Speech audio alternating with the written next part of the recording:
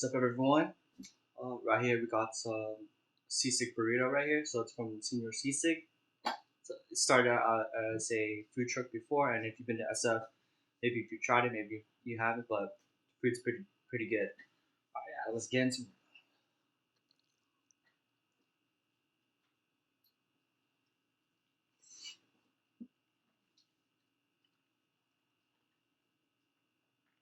So yeah, Senior Sisig is just pretty much Mexican and Filipino fusion. So right here, we got some, you know, Filipino food people like garlic rice. So instead of just your regular rice, we got some garlic rice in there, and then of course, if you're a fan of Filipino cuisine as well, they have sisig in here. So sisig is typically kind of like a grilled pork if you think about it. Yeah.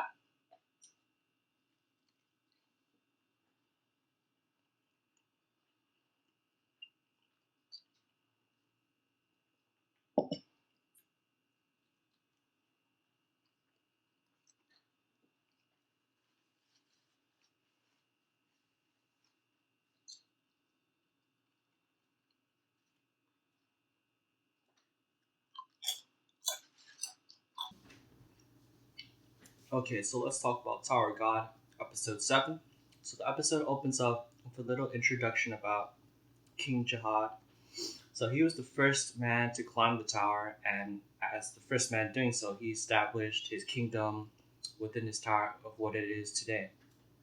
So the princesses, as I mentioned before, aren't actually blood related to him, and he actually grants them his power. But in doing so, there are few rules that they have to abide by. So one of them is not being able to have intercourse or bearing any children.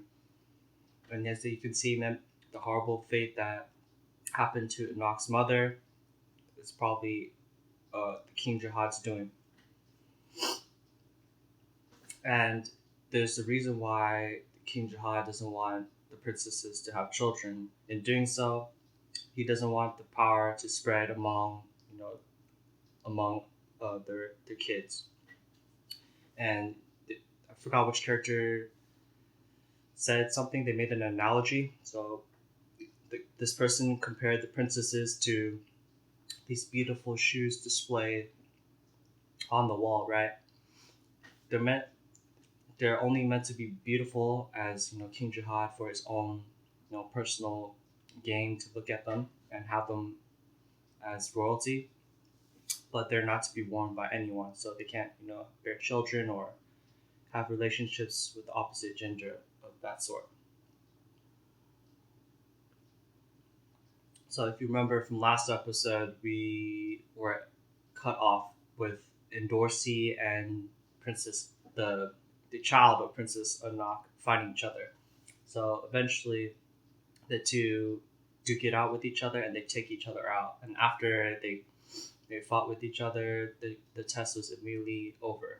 And Endorsi actually had a relationship with Anak's mother, saying that she treated her very nicely when she became a princess and asked Anak if my older sister, who she felt like she was her older sister, Anak's mother, asked if she ever regretted having, uh, you know, having a kid like you, and well, not put.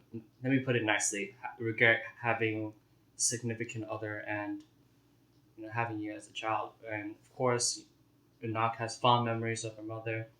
She gave up so much, and probably her throne in as royalty as a princess in that sense. So of course, Knox says that she enjoyed every moment with her, so she probably didn't even regret what she did at all. And then we transition over to Bam's training session. So here he's trying to control his shinsu and hitting these balloon targets. And at first he's very lacking in control according to his instructor, but he's picking it up. And actually, Laourou, I forgot his name, but the guy who's always sleeping and has his pillow with him, gave him some tips in controlling his shinsui. And then okay, and then we transition. Remember the hopeless looking character dude, Shibisu?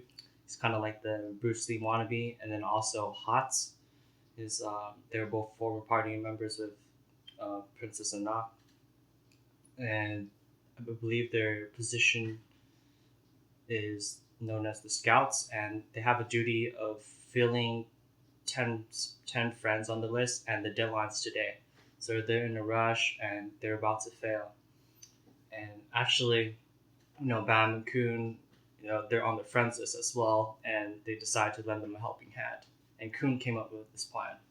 So, okay, so after the big battle between Endorsi and Anak, both of them pretty much used all their points towards medical treatment, and as a result, they don't have enough points for food, even alone enough to survive until the next test. So Bam and Khun knock on the door. Oh no, Bam and Hots knock on the door, uh, bribing them with food, straight in their face, saying, "Yeah, we'll feed you food. Look, there's a little catch: food until the next test. Can you help my boys out, Shibisu and Hots, to sign up as friends on their friends list?" And of course, they couldn't refuse. And Shibisu and Hots managed to pass the test. Okay, whew, let's eat some more food.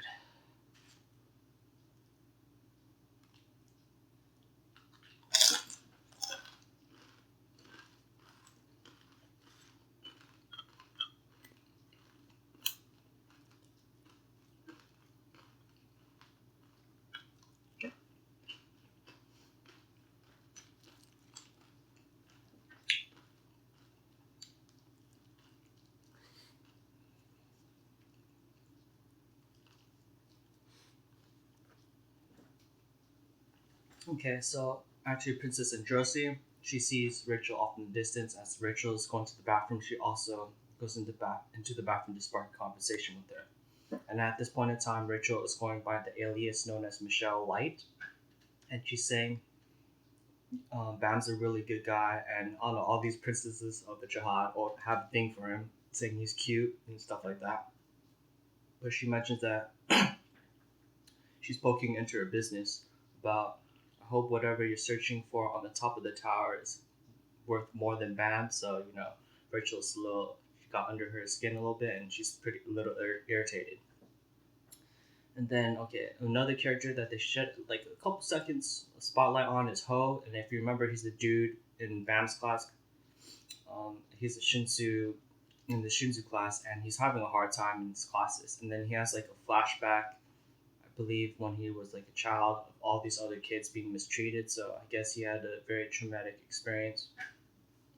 And then now we're moving on to test 4, which is a joint test. So this game, the test administrators are explaining this game of tag, and there are, I believe, 28 participants in this test, and all these individuals have not passed their tests in their respective positions. So they're given another shot as well. So there's going to be two teams divided into Team A and Team B, but instead of being judged on teams, they're scored on individual rather than their whole team. So unfortunately, this time Khun and Bam are on opposite teams, and in this game of tag, there are 2 individuals chosen as an it person. So each it person has a badge on them, and if you're able to steal the badge from them, you win the game. And or the other option of winning the game, you had to get your it person to reach a certain point. So if you get as a whole team, if you get your it person to reach that goal, your team, I believe each member gets like 100,000 points, and if you manage to steal the other its badge from them, then each member gets, I believe, 200,000 points, which is crazy. So from the test administrators, they already chose one individual as the it person, and the other team's fisherman. If you remember, the fisherman is known as the close combat specialist. They can choose from the other team as whoever their it is. So, so Khun, if you remember before, his position is light bearer, who pretty much is the person who directs the whole team, and it's like the quarterback in football if you think about it. So he comes up with this plan to use Shibisu as bait, thinking that. Oh, I forgot to mention, one of the test administrators, I believe, is the it person on the other team. And yes, and so Khun is betting on this fact to let the test administrator, come towards Shibisu and take him out. And but unfortunately, things don't always go as planned, right? So the test administrator, he's a ranker, of course, right? I believe he's climbed to the top of the tower as well. So can't take him lightly. He's very strong, and they don't really know his abilities as of yet, right?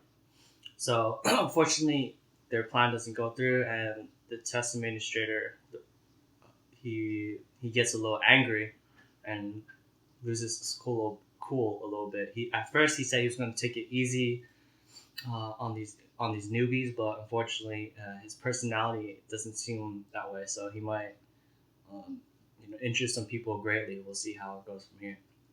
So yeah, that's pretty much the end of the episode. Ooh, okay.